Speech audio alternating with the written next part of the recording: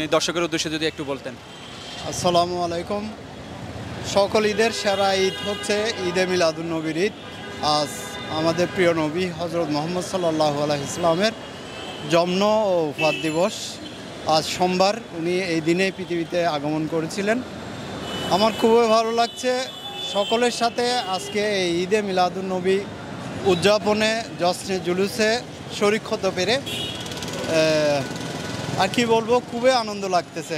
আমার মনে হচ্ছে এটাই মানে সেরা ঈদ। আমরা তো আরো বাকি যে দুই ঈদ আছে, ঈদ উল ফিতর, ঈদ উল আজহা, আমরা ওগুলো তো একত্রিতভাবে মানুষ হতে পারি না, যে যার গন্তব্যে চলে যায়, মা বাবার সাথে সময় কাটায়, কিন্তু আমরা আমাদের যে একটা আনন্দ, আমরা একত্রিত হওয়া, ওটা তো আমরা হতে পারি না। আপনার থেকে ওই উদ্দেশ্যটাকে আপনার দর্শকের উদ্দেশ্য যদি বলতেন। আসলে হচ্ছে আমাদের একটা ঈদ হচ্ছে পবিত্র ঈদ উল ফিতর।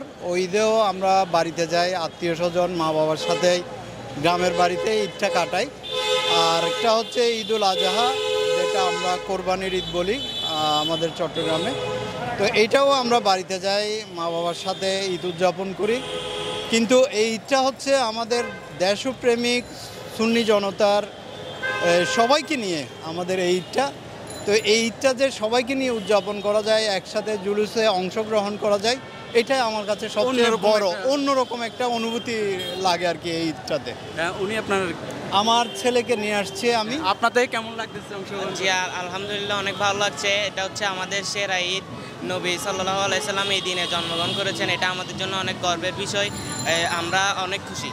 অসংখ্য ধন্যবাদ। আমরা নবীর উম্মত হতে পেরে অনেক গর্বিত। অসংখ্য ধন্যবাদ সময়টা দেওয়ার জন্য। আপনাকেও ধন্যবাদ। আসসালামু আলাইকুম।